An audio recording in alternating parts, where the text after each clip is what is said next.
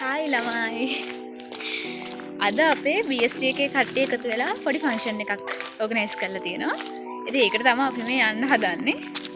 බලන්න ඉතින් පොඩ්ඩක් ලස්සන කියලා හිතෙන ඩ්‍රෙස් එකක් යදලා මේ වණුගෙන් ඉඳගත්තුවා ඉතින්. අපි අද යනවා අපේ කට්ටියගේ අන්තිම ෆන්ක්ෂන් එක තියෙන තැනට. ලෙක්චර්ස් ලටත් එන්න කියලා. හැබැයි ගොඩක් පොඩි කාලයක් ඇතුළත දවස් දෙකක් වගේ පොඩි කාලයක් ඇතුළත ඉක්මනට ඕගනයිස් කරගත්ත පුංචි පාටියක් මේක. බලමු කොහොමද මේ පාටිය තියෙන්නේ කියලා.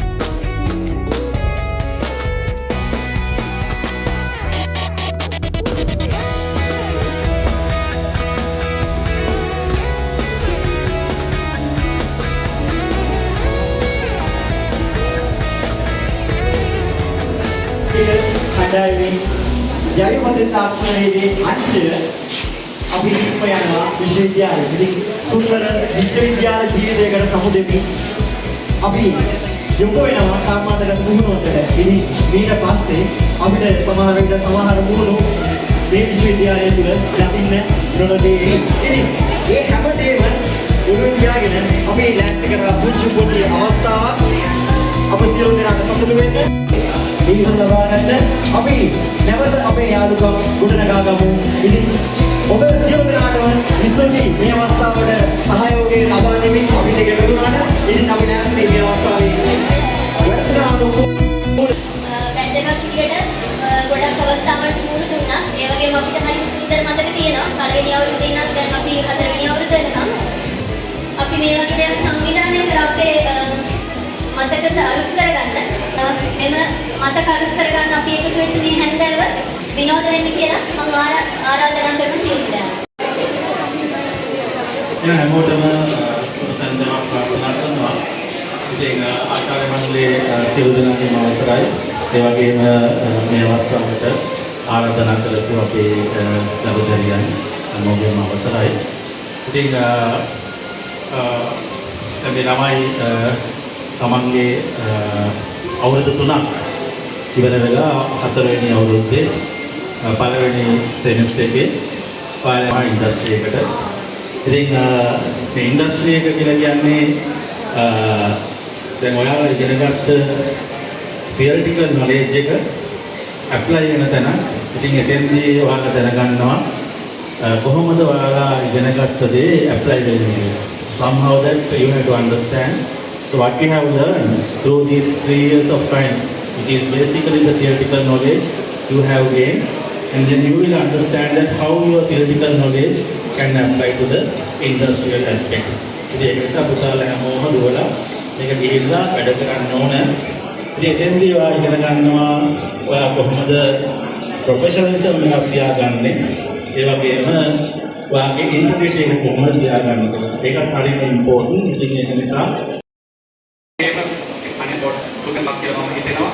අවුරුදු 3ක් පුරාවටම ඔයාලගේ විශ්වවිද්‍යාල කාලය අවසන් දවසක් කියලා මට හිතෙනවා.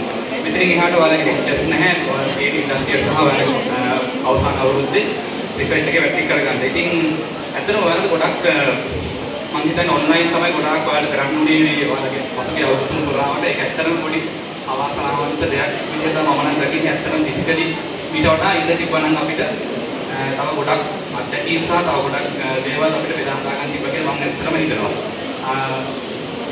දැන් ඔයාලට ඉස්සරහට තියෙන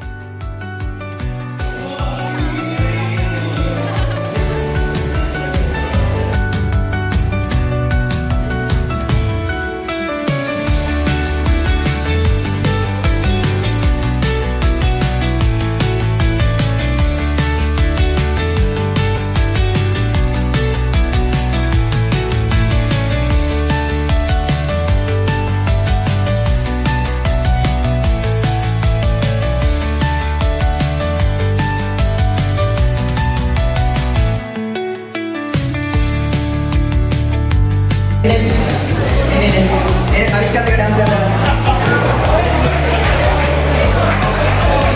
Tahu ke saya tu dah mana?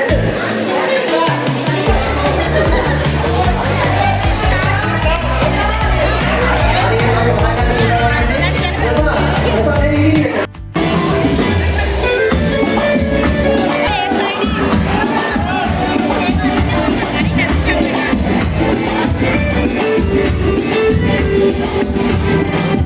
Rasa ini.